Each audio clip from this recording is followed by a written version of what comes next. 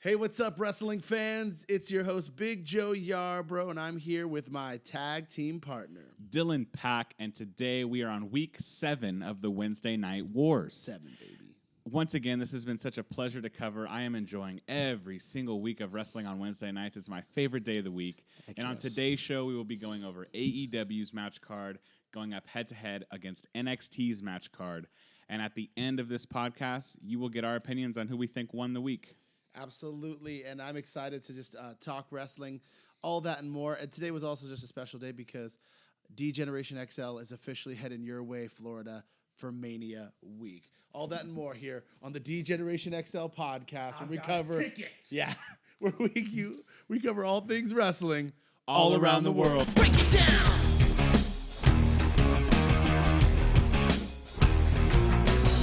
Degenerate into something cool. We just got tired of doing what you told us to do. That's a break, boy. Yeah, that's a break, little man. Break it down.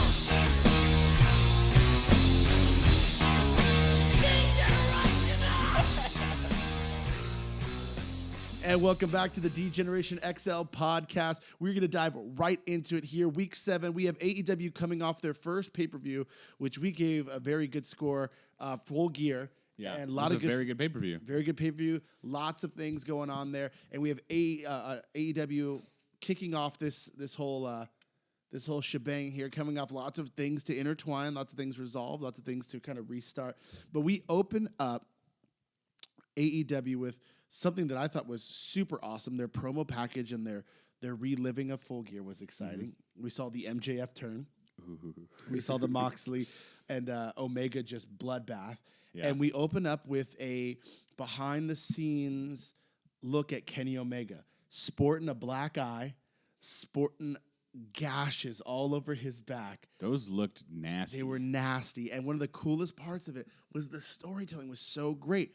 He's there with the doctor. He's taking his shirt off, and the doctor's asking him, is it good? And he says, it stung a little when I took a shower, but he's like, okay, yeah, just heal up. Take a week or two off, heal up, and you'll get right back at it. And then Kenny puts his shirt on and says, hey, Doc, how did John look? And he said, he was in pretty bad shape, but he's cleared to compete this week. Yeah, he was fine. He was fine. Basically looking at Kenny saying, you didn't really shake the guy. And you can see it on Kenny's face. He's super disappointed. Michael Nakazawa and Riho are there, and they're trying to, No. Michael Nakazawa. That's right. My bad. Nakazawa is there with Riho, and they notice that their friend is really, really upset. Well, Moxley's music hits, and just off the bat, a couple extra bonus points for AEW. The entrance music was chimed in. Yeah, it was a lot more dialed in, so you got to hear some music. Moxley coming through the crowd, takes his vest off, and looks virtually fine. Yeah, no scratches, no cuts, no black eye, no bruises. And he's sporting a little bit of a nick in the back of the head from when they got caught with the broom and barbed wire. But other than that, that's nothing more than when him and Renee get frisky, dude. Exactly. He's just killing it. And so he steps out in the ring against Michael Nakazawa. And thank you. Michael actually wants to show him he means business. He throws away the baby oil. Yeah. And he comes and delivers a stiff forearm.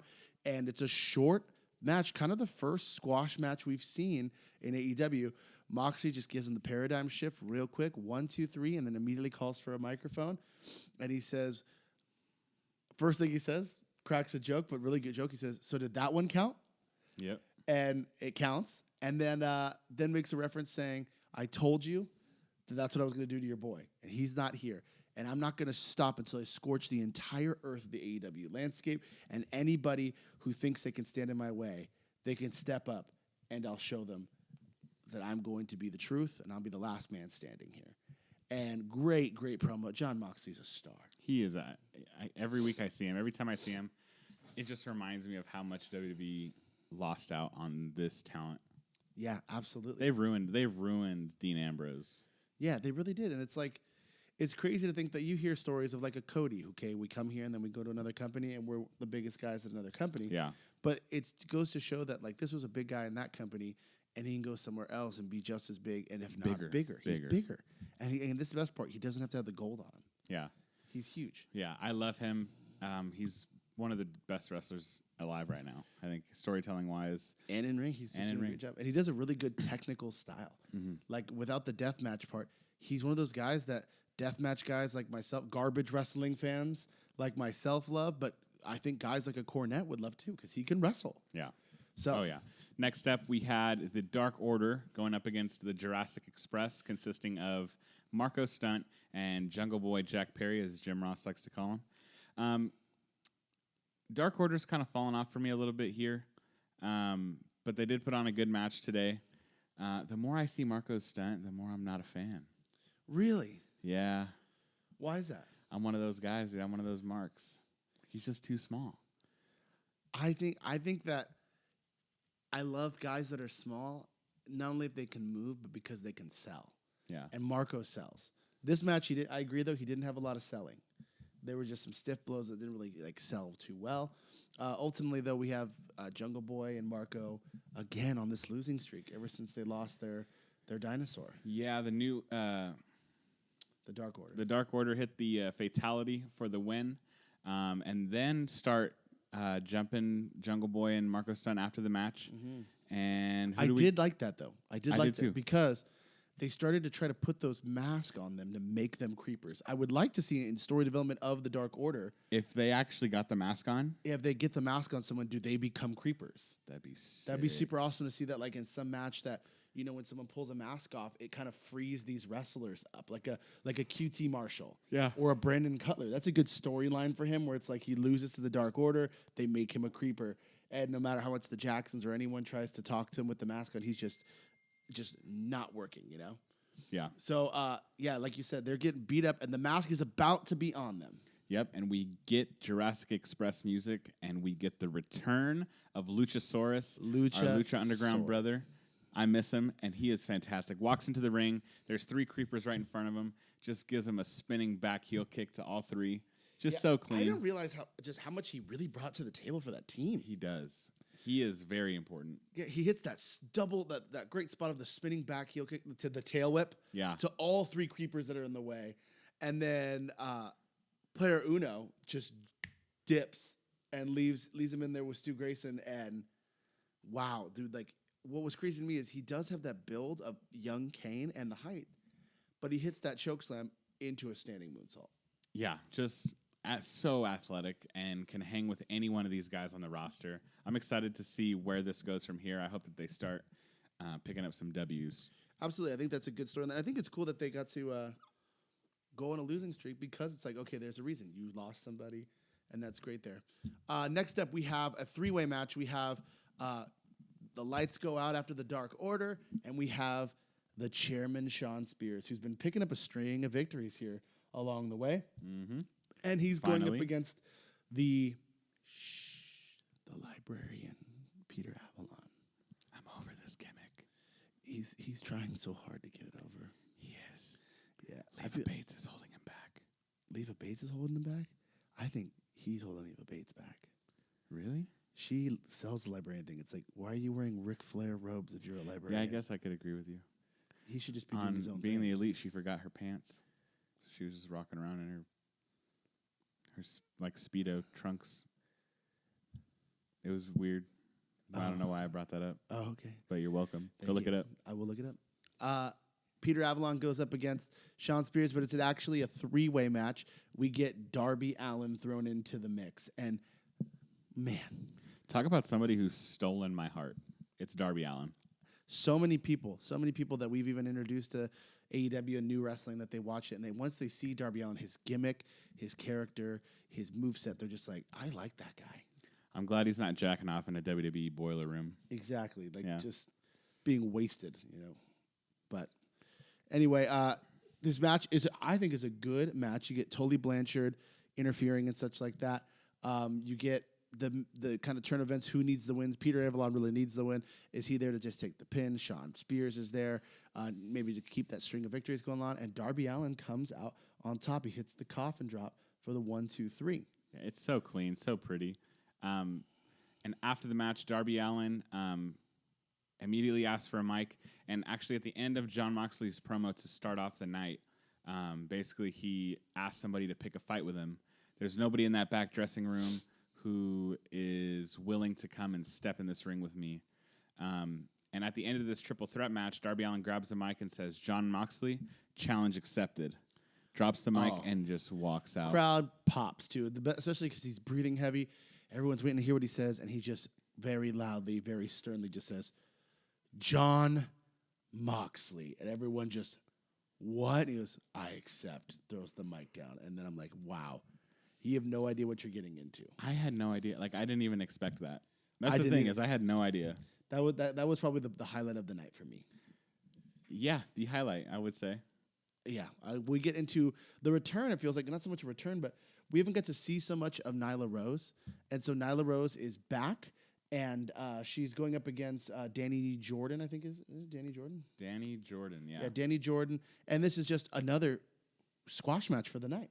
Squash match for the night happens, and 2 on the same night. 2 on the same night, and at the end of that, there we have what's it called? We have a weird interview with Ali, with Tony Schiavone. Oh, that's right. And then we get Brandy Rhodes and Awesome Kong coming into the ring, and they attack Ali, and we get that weird cutting of the hair thing. Yeah, Awesome Kong just sticks it on her waist belt, and I am intrigued. I have I'm to give it to very them. intrigued. I'm very interested on what's going to happen here. So I really hope that they give us a little bit more story going forward, but we'll see. I totally agree. Yeah, I think that it has so much potential, but because if you let the slow burn go too slow, the flame goes out. I agree. So yeah, I agree. But Nyla Rose picks up a well-needed, well-deserved win. Next up, we had... I think we forgot something. We forgot Adam Page and Pac for the rubber match. It's next. That wasn't the main event, is it? Mm-mm. Oh, you're right. You're right. Because Chris Jericho comes out. Yeah. My bad. So, wait a minute. What was after that? After that would be the main event. And there was that LAX dispute. Oh, that's right. Is So, that yeah. it? Was that it? Yeah, we're gonna get. Oh, wow. It We're was- rolling. It was a short show. Yeah. It was a very short show, I felt like. So Chris Jericho comes out to celebrate his victory over Cody at Full Gear. Of course, calling Cody an entitled millennial B-word. Yeah. Not something you call another man. No. It's very disrespectful. So as Jericho's giving this promo, we get Cody's entrance music. Yes, and I was like, oh, here we go. We're gonna see him, like, what's his face look like? Yep. Here, and I even made a comment that said he's coming from that ramp again. Coming up from the ground, and what do you know? In perfect heel fashion, we get Maxwell Jacob Friedman. Mother loving Maxwell, dude. I loved it. Came out to Cody's music after he just stabbed him right in the crown jewels. Right there, the crowd jewels, right in the Super Showdowns. And MJF makes his way to the ring. And this was an actual great promo segment for me personally. The back and forth between MJF and Jericho. Oh yeah, dude. Honestly, I at first I was like, oh, this is gonna be kind of corny, but man, they both hang. They both hang good. Yeah, they're And they both make it funny. They're both swinging, baby. They kept going back and forth. Jericho kept asking, "Do you want to be in the inner circle?" And MJF would reply, "Do you want me to be in the inner circle? Do you want to be in the inner circle? Do you want me to be in the inner circle?"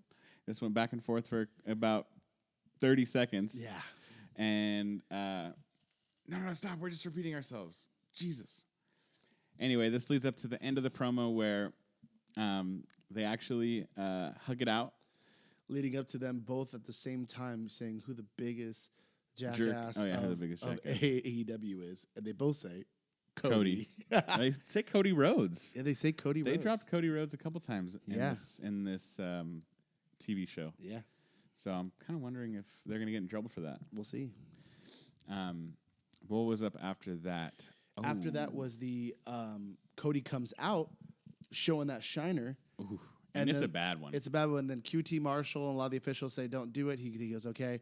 Storms the ring, starts picking a fight, only to be distracted and to be taken out by a new debuting wrestler, Wardlow. Yeah, I don't know anything about Wardlow. So it's kind of... he was teased about 3 weeks ago. Yeah, but that was it. He got one video package. Yeah. and I haven't seen anything since. And then he just shows up. So this is kind of a downer for me, to be honest. Yeah.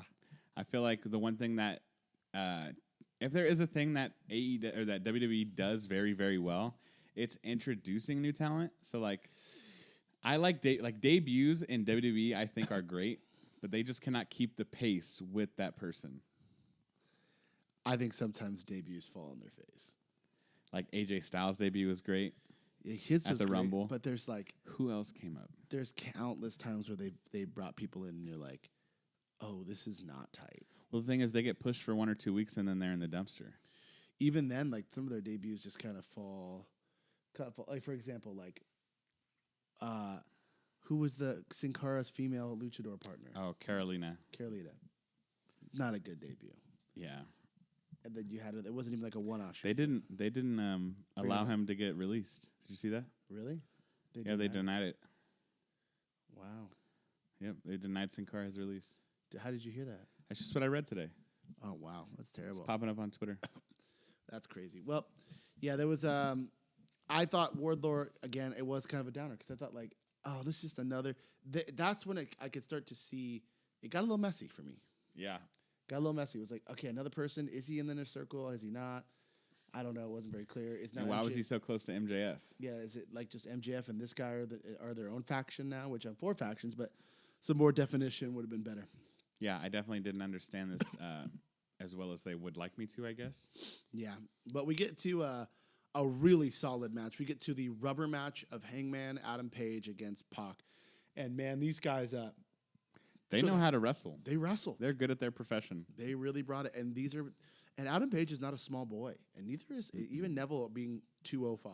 You know, Neville, huh? yeah, sorry, Pac. Wow, dude. Pac being 205 is such a solid, like big. He can carry himself big too. Yeah. Like he plays that grunt and like hard, rotten style. He's a bastard. Bastard. Yeah. Anyway, these guys put on a very great match. The ending coming the same way that Pac won the first time, Yes. with a black arrow onto Adam Page's back, immediately into the brutalizer. The difference is at this point in the match, before the black arrow was hit, Hangman Adam Page was already knocked out. Yeah. And then the black arrow was hit straight into the brutalizer. The ref immediately knows that Adam Page is knocked out and calls for the bell, Yep. which makes Pac look freaking Overly like, strong. Yeah, like the fucking Hulk. Yeah. He sounds like he's. He really came out this feud on top. Yeah, well, that was the and I like how they defined. Wow, I like how they defined that this was the final match in the feud. Yeah. So I really hope that I don't see this match again.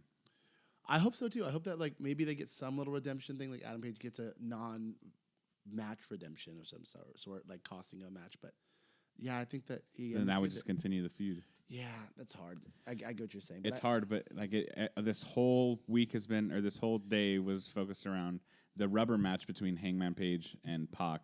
So I really hope that they stick to it. Pac went over twice. Yeah. Let's move on. Good match. Solid match. I'd give it a B+.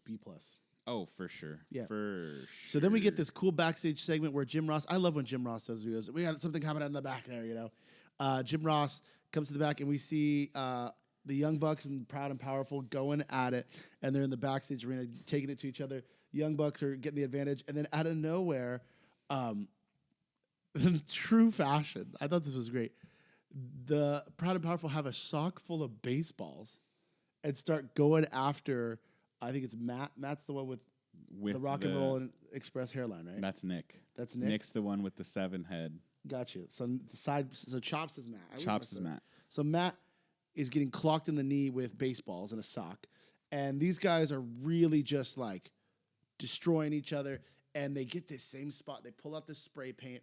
Now, here's a little constructive criticism. Feel free to take the idea. I would have thought it would have been cooler if they power bombed them onto the whatever kind of stage piece that they had. Instead of him slamming him through something, if they slammed him on the ground and flipped him over, and rather than spray painting his back, if you spray painted a chalk outline. Yeah. That would have been, I think, something that would be cool for Proud and Powerful to kind of add to their characters. We spray the body line. Like, That's sick. that would be super sick. So that when the people get moved, it's like that's where they're at. Yeah. That's like we killed them. And I love this. Like I love the best. I do not love that. Best. I love the best. but I hate the best. The best. They really take it to him, and Private Party comes in for the rescue to help break it up. Brendan Cutler tries to come in for the rescue, and that's the best part about Poor Ortiz. Brendan Cutler. Yeah, Ortiz goes, we're done. Hey, Brendan, we lied. And then just runs after him, and I'm like, okay, I'm back on it until he keeps saying the best, and I'm like, I'm back off, dude. Dude, Stop. I love it. It's such a heel thing, and I love it. Yeah, this was a good segment. I think that this feud's going to keep going, and I'm really excited about it. Yeah. Next up, we have our main event of the evening. We have the tag team champions, SCU, with Christopher Daniels. Now that he's returned, glad that you're back. I missed you. Going up against the Inner Circle's Sammy Guevara and Chris Jericho, with Jake Hager at ringside. What a match! It was a great match. It was a great match. I know some people would say like it would rate like a B or something. I gave it more of like an A- because SCU is phenomenal. FCU is phenomenal. Christopher Daniels brings an energy that you don't realize you're missing. The Jake Hager distracting spot, and then Christopher Daniels trying to help out, then getting caught by Jake Hager. Can we talk about he just coming back from injury and Jake Hager just roughs this dude up. Roughs this guy up. Dude. The older guy with some pinch nerves issues. Then we get Scorpio Sky going for some awesome like springboard attack turned into a code breaker. Which was freaking and tight. Kicks out of it as well. And we're like, I can't believe he kicked out of that. And they just really turn it around with some serious sequence at the end. And I like that they're doing this now because it's kind of almost become a signature thing you have to watch out for. Is Scorpio Sky sitting there, and after kicking out of the code breaker, he rolls up just like he rolled up the Lucha Brothers to win the tag titles. He rolls up Le Champion and pins him 1, 2, 3. His first pinfall in AEW. His first pinfall and his first defeat. Yeah. He's never lost.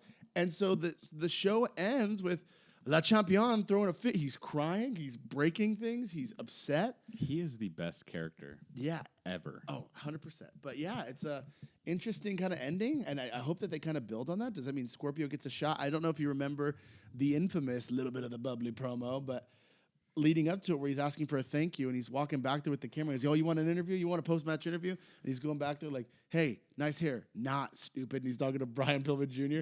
But he says, hey, Scorpio Sky, you'll never get a shot at this. And walks away. That might be something that's kind of cool. Like, oh, you said I'll never get a shot at this. I pinned you. Like 1, 2, 3. I like that. I like that he a lot. He deserves it. That wraps up AEW. Not as hard-hitting as we would usually like it and rate it. Overall, a good show. And now let's get into some NXT.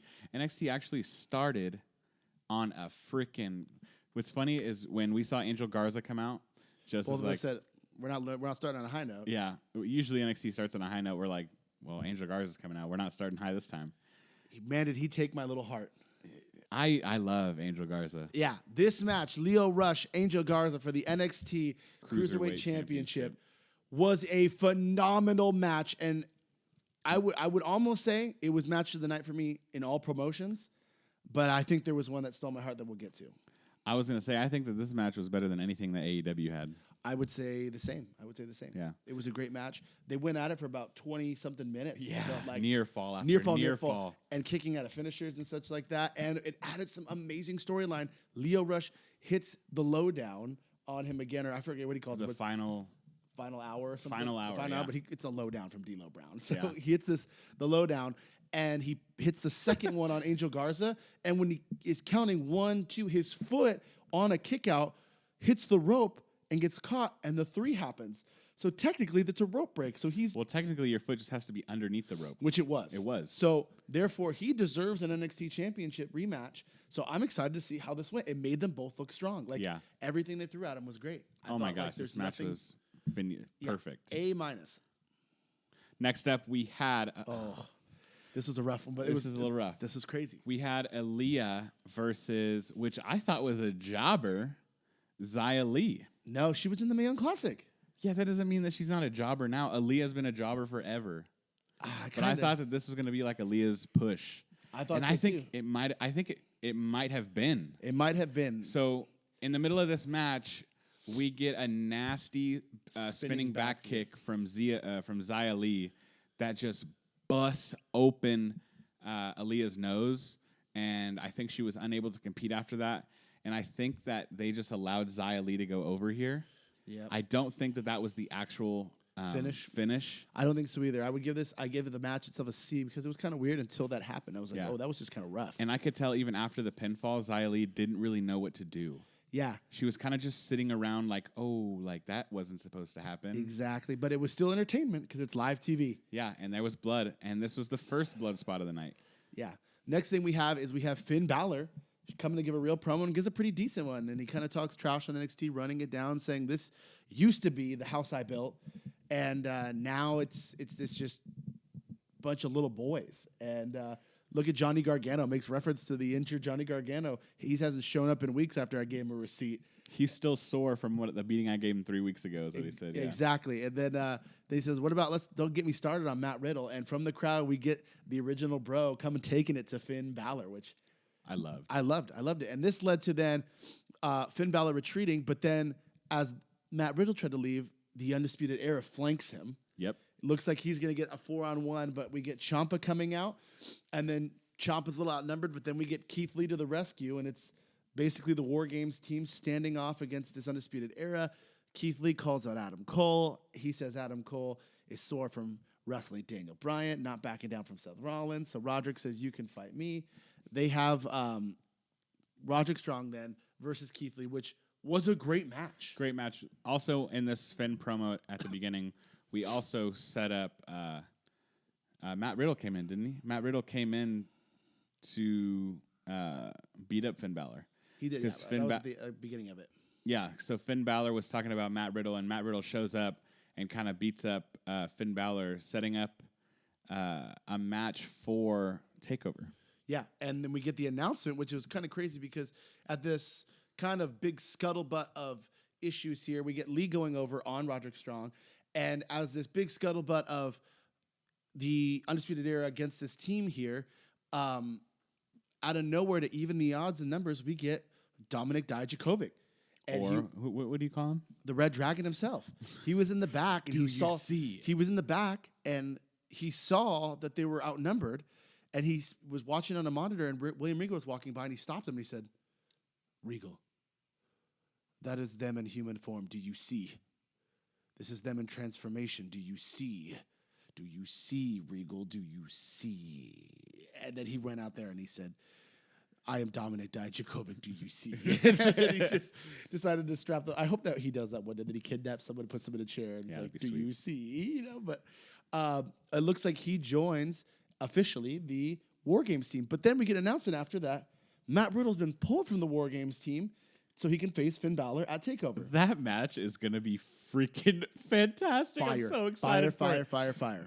The other thing that I'm excited for is that I think that weekend that's going to be probably one of the pay-per-views of the year.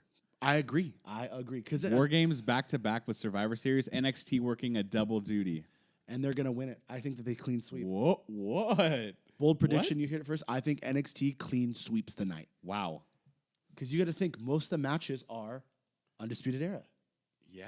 So you don't think that when Roderick goes up against Nakamura and AJ Styles, you don't think that Bobby Fish and Adam Cole are going to show up? And I heard that Daniel Bryan's taking the title off Nakamura before Survivor Series. So even better. Yeah, that would be. Oh my God, I'm so excited for. So Survivor you're gonna get a bloodbath there, and then you're gonna have the tag match. You think that Roderick Strong and Adam Cole are gonna have something to do with that either? I know. And then if Adam Cole does whatever matchup he does have, whether it's him just leading, and it looks like the Fiend's probably not gonna wrestle, and I don't think Brock Lesnar's already in a title match with Rey Mysterio, which I'm kind of bummed about. But whatever. They'll probably just have Adam Cole lead the Survivor Series team. Because the Fiend will probably just not wrestle on Survivor Series. And he'll probably be the only champion in that match. Exactly, and I think he's going to win. Because he probably will put on his team. Bold move, Cotton. I think he'll put some good dudes on his team. Like, you got to think he's going to put, I think would even be sicker. We haven't even gotten a hint. You know what they're going to, you said it, they're going to just have the War Games winner be the Survivor Series team. It's 5 men, not 4. They'll add one. Honestly, I think the best thing they could do is if they were really, really tight about it, you pop off in the Survivor Series NXT team is just the Undisputed Era with Finn Balor. That would be nuts. That would be so nuts. If that happens, man, that's a big blow. But anyway, we got to keep going here. Next match we have is Isaiah Swerve Scott going up against the kid from Deadpool 2. Yeah, Flame Bronson Boy, Reed, yeah. Big Boy, Thicky Boy, With 2 C's. Flame Bussy, Bronson Reed. The king of the bro jobs. Bronson Bro Job Reed here is coming up against Isaiah Swerve Scott. I can never take this guy seriously. No, he really, especially with the flame hand. It's just Yeah. like, okay, man, like I get it. You're from down under. Good match, I guess. It's more because Isaiah Swerve Scott is good. I was going to say, it's only great because Isaiah Swerve Scott goes over here. Yeah, and that's a good show of respect. Both guys come out the end, they shake each other's hands. Good on them. Isaiah finally deserves his push. This is a match that I think is going to be the dark horse of NXT TakeOver. We were going to get a glimpse of Pete Dunne versus Killian Dane. And as Killian Dane makes his way to the ring, Damian Priest comes and lights homie up. Yeah. Lights him up. And it turns into just a big brawl between the three of them, which is most likely, I've not announced yet, by the time this video is out, is an official TakeOver match. This is going to be a good match. This is going to be a good wrestling match. Yeah. Well, I mean, Damian Priest and Pete Dunne are top-level stars that can carry any match. And then you add Killian Dane, which I haven't really seen in singles competition very much. No. So I'm very excited to see what he brings to the table. Absolutely. Next up, we had the head baddie in charge, Mia Yim, versus Io Shirai. And this, I think, the main event of NXT. A ladder match to determine who gets the advantage In War Games. And for those of you who know the rules of War Games, 2 people start in the double rings, in the double cage, and then a timer will go down. And when that timer goes down, one of the teams gets to add a member. I love this new stipulation because then it made it seem like, oh, it's not just random. Why do they get to do that? It was, we earned the advantage by winning a brutal ladder match. Yeah. And this, I think, was Mia Yim's coming out party for me. She really put on a freaking show. Wow. I will now refer to her as the head baddie in charge. The head is, like the top. The headest of all baddies. Yeah, the head bussy in charge. The head bro jobber in charge. This match was absolutely phenomenal. And I think the mess-ups kind of added a little edge to it. Io Shirai and Mia Yim actually put on a clinic here. Ladder spot after ladder spot. In the middle of the match, Mia Yim sets up a ladder on the outside of the ring, going from the barricade to the ring, and that just kind of stayed there. People forgot about it. Good storytelling. Yeah. And Mia Yim is holding up this ladder in front of her face, and Io Shirai springboards off of the ropes and just plants this kick into Mia Yim's face and immediately just busts her open. Just faucet of blood. You guys got to check it out. It was crazy. And she's laying on the floor, and the referees are there just looks like they're just telling Io to climb the ladder. Yeah. And they're like, okay, so Io really sells her hand being hurt from early in the match, throws the ladder up there, starts climbing, and then to both our surprise, Mia Yim just gets up and is like, nope, and stops her. When he tell you this was bad, this was a bad cut. It's a really bad cut. Like Cody levels of bad. Yeah, it was that bad. Because there was blood. You look at the mat. There was blood dripping all over the mat. It was brutal. So that happened. After that, we actually get Dakota Kai coming out to aid Mia Yim because she's very upset that she didn't get that spot. I think she kind of wanted to prove herself a little bit. Yeah. So she hops in the ring, gives Io Shirai this nasty powerbomb, comes out, helps Mia Yim get back in the ring, tries to help her get up the ladder. And as Mia Yim is climbing the ladder to win, we get the NXT UK Women's Champion, Kaylee Ray. Taking out Dakota Kai into the steps. Taking out Dakota Kai, throwing her in the steps, gets in the ring. Mia Yim's at the top of this ladder, just helpless. And Kaylee Ray just pushes her. Mia Yim falls off the ladder, over the ropes, through the ladder that she set up previous. And bounces. Off the steel. Bounces. She took bumps in this match. She's the head bumper in charge, dude. Yeah, 100%. Wow. So that gives Io Shirai the advantage. She climbs up the ladder and retrieves the briefcase with the advantage for the NXT TakeOver War Games match.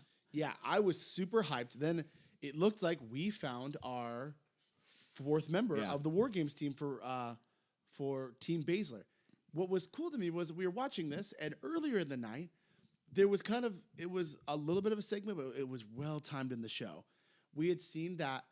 First, we saw our first glimpse of Scarlett Bordeaux, the new signed at NXT, but she's there aiding to the fact that Shayna's girls are out there destroyed. Jessica and Mira, they're destroyed, but also destroyed is Candice LeRae and Team Ripley's girls.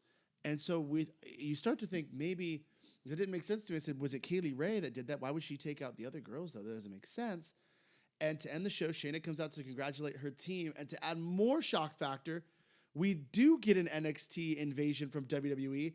We get Bayley just cracking in the back of the head Shayna with a chair and then hitting her new finisher, which is just a modified double J facebuster. And that's a JEFFJARRE double J. Remember that, all right? How do you spell that? It's a JEFF JARRE double T. Double J. You can call me that. Nice. So, Double J. hits that face. That's his old move, the face buster. I'll say this. I like it. I loved it. And then I like scurries away. Yeah. get- Pure heel heat.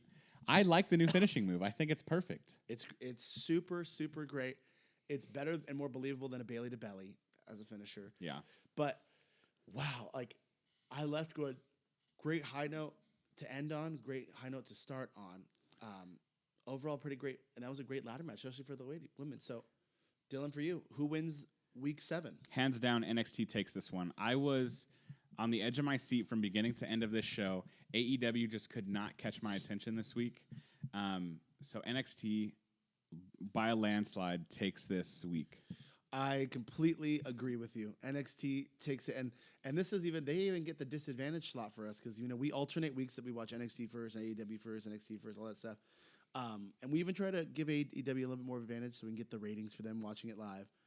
And this week we watched AEW live and watched NXT after, and even gave ourselves a little break after it and kind of got a little sleepy. But there was parts that were waking us up, and it was like, man, NXT is really bringing it this week, and I was super stoked about it. And this is not to say that AEW had a bad show by any means, but we are here to compare the two on the Wednesday Night Wars, and this week NXT was the clear winner.